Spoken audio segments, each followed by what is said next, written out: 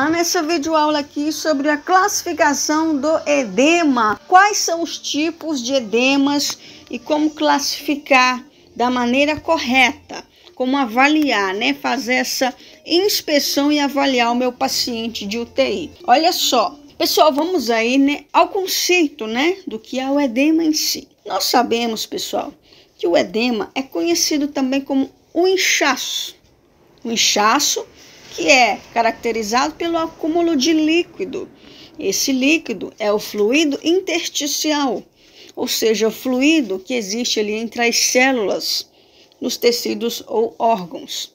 Geralmente visível, tá? E palpável. Ele pode ser agudo, aparece ali de repente, mesmo a pessoa estando ali descansada, mesmo a pessoa estando, por exemplo, em vigília, numa posição ortostática confortável. Ela acaba ali gerando esse acúmulo de líquido. Geralmente esse edema ele é visível e palpável, seja por uma ocasião, uma patologia ou crônico, que é algo da pessoa, do indivíduo, que está enraizado ali na saúde dele. Mas é algo patológico, vamos considerar. E ainda unilateral ou bilateral. O que você quer dizer com isso, Anne? O edema unilateral e bilateral? Ou seja, pessoal, esse edema ele acomete só uma parte do corpo, ou duas, bilateral. Beleza, Anne, já entendi. O edema pode ser agudo, surge do nada, cara.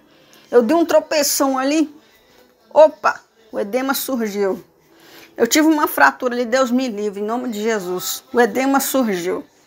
Ah não, minha avó ela tem edema crônico. Ela vive inchada, tadinha, tem hipertensão.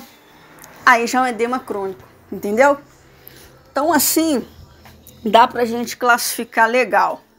Ah, o meu paciente ele tá com um edema agudo bilateral, ou seja, ele teve uma queda, pelo relato dele, queda da própria altura. Ele é sedentário, tadinho, e acabou o quê? Inchando as pernas, né? Teve uma contusão ali no pé esquerdo. Tá inchado, um edema agudo bilateral, tá bom? Vamos lá. Quais são então os tipos de edemas?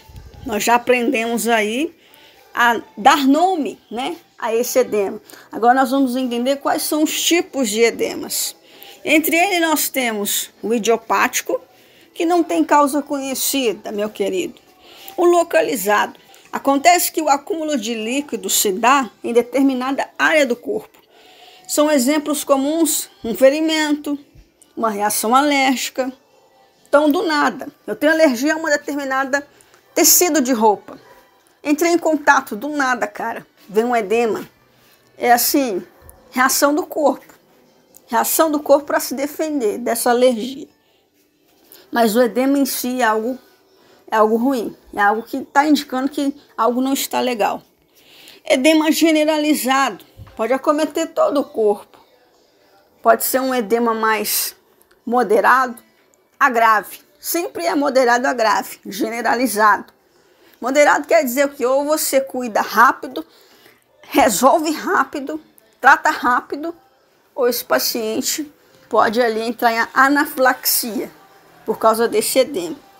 Edema cerebral. Os fluidos se concentram no cérebro do paciente, devido, por exemplo, a alguma doença como a meningite. Quando as meninges estão inflamadas, infeccionadas. E aí nós temos um edema cerebral. Tá certo?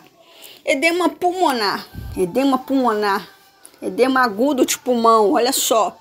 O acúmulo desse líquido vai para os pulmões. Como consequência da doença cardíaca, por exemplo. Uma cardiomegalia. Acaba que vai gerar um edema pulmonar, por exemplo, né? Um linfedema, pessoal, linfedema, onde nós temos a concentração de fluidos linfáticos, né? Após, por exemplo, uma lesão de seus canais, né? Pode ocorrer após uma cirurgia de câncer de mama, por exemplo. E aí nós vamos ter aí essa concentração aí de fluidos, tá certo? Mas, Anne, por que isso acontece, minha filha? Nós sabemos que essa retenção de líquido pode ocorrer ali por diferentes causas. Um acidente, um trauma, uma reação de defesa do organismo, e acaba se defendendo, por exemplo, na reação alérgica. A mais comum, pessoal, da causa do edema é a insuficiência venosa crônica, tá? Venosa crônica, que é a doença nas veias dos membros inferiores, conhecida como varizes. Apesar disso, né, esse edema, ele pode sinalizar outras enfermidades, queridos, como, por exemplo, inflamação, que é consequente a uma lesão, uma doença renal, uma insuficiência hepática, né? Uma insuficiência cardíaca, uma desnutrição, problema hormonal também pode gerar edema. Então tá, tudo isso arremete à geração desse edema. Mas qual é o público que está mais suscetível a contrair esse edema? O edema a gente sabe que é um sintoma que pode manifestar em qualquer indivíduo, correto? Seja por um momento ali de um acidente, seja porque ele tem um problema crônico, seja qual for. A razão para isso, pessoal, vai variar. Pode variar também em relação a níveis de hormônios, como o estradiol. Esse hormônio estradiol ele vai promover a retenção de líquidos, especialmente entre aquelas que não fazem uso de anticoncepcionais, no caso das mulheres. Então isso pode fazer com que essa mulher venha a contrair o edema. Mulheres que têm ali níveis de estradiol desequilibrado têm mais susceptibilidade de desenvolver o edema, tá? Histórico familiar pode gerar edema de pessoas com varizes na família, doenças venosas, né? Histórico de trombose venosa. A gestação em si é um processo fisiológico, o corpo está em mudança, muito hormônio. Então tá, você está desenvolvendo um ser dentro de si. Consequentemente, você vai inchar. Muitas mulheres inchem, outras não. Idade avançada pode gerar, tá? Eu já vi pessoas que é magrinho. Magrinho em cima, magrinho assim nas pernas, nas coxas. Chega na tíbia, chega na canela, tá tudo inchado. É o caso da Yasmin, do Big Brother, vocês viram? Ela, magrinha em cima e as canelas inchadas. Rodriguinho falou lá aquela coisa lá do corpo dela, mas o corpo dela é lindo, né? Só reparei porque as tíbias estavam inchadas, canela inchada. A filha da Yasmin Brunet, a filha da... aquela atriz lá, tá bom. Doenças crônicas, obesidade, diabetes, enfermidades renais, doença do coração, cardiopatias em geral, tá? Ou doenças hepáticas também.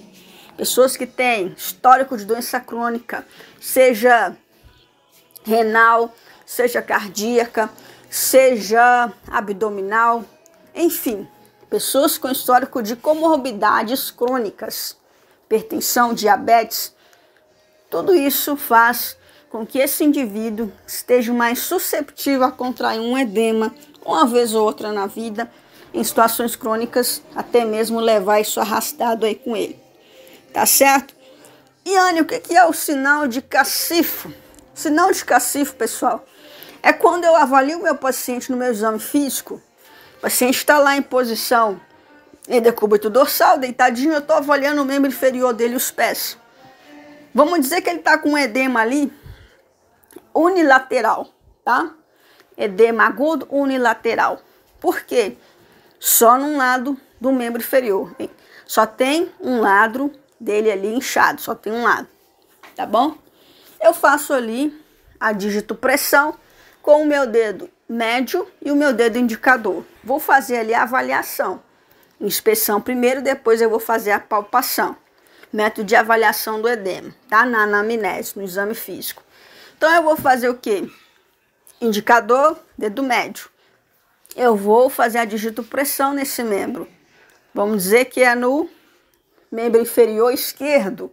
Vou fazer a digitopressão, vou comprimir ali, em cima do local edemaciado. E percebe-se que não ocorre ali, de imediato, reversão da origem do tecido. Esse tecido, ele não se aperta, ele não sobe rapidamente, tá? Então, esse local ali nós temos sinal de cacifo positivo. Sinal de cacifo positivo. Quando você comprime e o tecido não retorna instantaneamente. Cacifo ou Godet é a mesma coisa, tá certo? Então, só para a gente frisar. Então, para isso, você tem que saber classificar da maneira certa na sua evolução. Então, classifica-se o edema em graus de escala ascendente, ou seja, você vai crescer essa escala de 1 a 4, em cruzinhas, em cruz. Então, vamos lá. Entende-se que os membros inferiores dos pés até a tíbia, uma cruzinha, se tiver inchado. 2 cruzinhas agora. Entende-se que as coxas e também os membros superiores estão inchados.